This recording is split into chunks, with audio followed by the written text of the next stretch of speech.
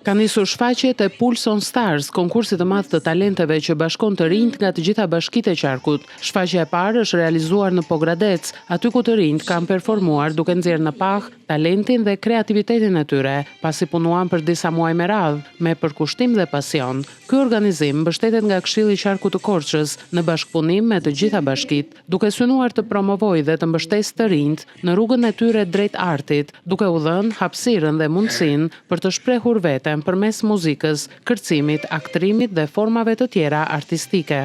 Diku kam lexuar që një njeri që nuk ka ëndra thjesht frymon, ndërsa një njeri që ka ëndra, ai vërtet jeton. Dhe kështu pikërisht ata të rinj sot do na performojnë sot dhe e nisën vërtet këtë event me pulsin e tyre, si kundër dhe këtë event quhet Pulse on Stars.